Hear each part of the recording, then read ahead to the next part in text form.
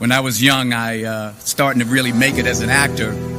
I came in, I talked to my mother. I said, "Ma, did you think that this was going to happen? I'd be so big and I'll be able to take care of everybody and I can do this and I can do that and I can." She said, "Boy, stop it right there. Stop it right there. Stop it right there."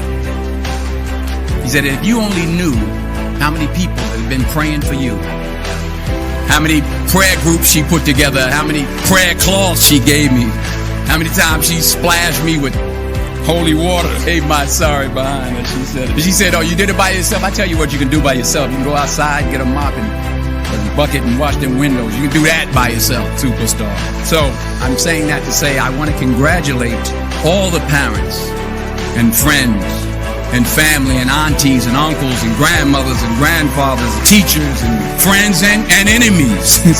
All the people that helped you to get where you are today. Congratulations to you all. I'm going to tell about 2-3 stories. I'm going to keep it real short. I remember my graduation. The speaker got up there, went on forever. So I'm going to keep it short. Number 1, put God first. Put God first in everything you do. Everything that you think you see in me, everything that I've accomplished, everything that you think I have, and I have a few things, everything that I have is by the grace of God. Understand that. It's a gift. 40 years ago, March 27th, 1975, it was 40 years ago, just this past March, I was flunking out of college. I had a 1.7 grade point average. I hope none of you can relate. I had a 1.7 grade point average. I was sitting in my mother's beauty shop. They still call it beauty shop? What they call it? Yeah, I was sitting in the beauty parlor. I was sitting in my mother's beauty parlor, and I'm looking in the mirror, and I see behind me this woman under the dryer. And every time she looked up, every time I looked up, she was looking at me. She was looking me in the eye. And I didn't know who she was. And I said, she said, "Somebody give me a pen. Give me a pencil. I have a prophecy." March 27, 1975. She said, "Boy, you are going to travel the world and speak to millions of people." Now, mind you, I flunked out of college. I'm thinking about joining the Army. I didn't know what I was going to do, and she's telling me I'm going to travel the world and speak to millions of people. Well, I have traveled the world, and I have spoke to millions of people.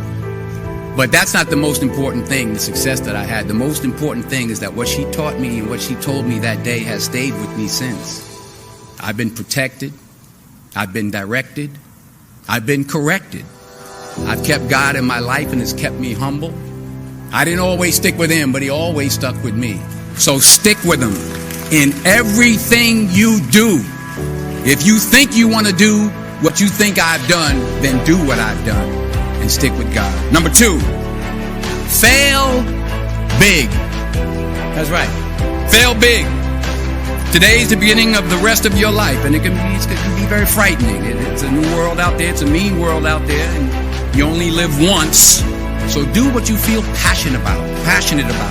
Take chances professionally. Don't be afraid to fail. There's an old IQ test, was 9 dots, and you had to draw 5 lines with a pencil within these 9 dots without lifting the pencil. The only way to do it was to go outside the box. So don't be afraid to go outside the box. Don't be afraid to think outside the box. Don't be afraid to fail big, to dream big.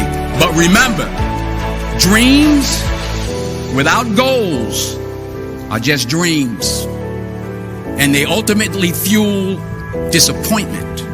So have dreams, but have goal, life goal, yearly goal, monthly goals, daily goal. I try to give myself a goal every day. Sometimes it's just to not curse somebody out. Simple goals, but have goals. And understand that to achieve these goals, you must apply discipline and consistency. In order to achieve your goals, you must apply discipline, which you have already done, and consistency every day, not just on Tuesday and miss a few days. You have to work at it every day. You have to plan every day. You've heard the saying, we don't plan to fail, we fail to plan. Hard work works. Working really hard is what successful people do. And in this text, tweet, twerk world that you've grown up in, Remember, just because you're doing a lot more doesn't mean you're getting a lot more done. Remember that. Just because you're doing a lot more doesn't mean you're getting a lot more done. Don't confuse movement with progress. My mother told me, she said, yeah, because you can run in place all the time and never get anywhere. So continue to strive, continue to have goals, continue to progress. Number 3, you'll never see a U-Haul behind a hearse. I'll say it again. You'll never see a U-Haul behind a hearse. I don't care how much money you make, you can't take it with you. The Egyptians tried it. They got robbed. That's all they got.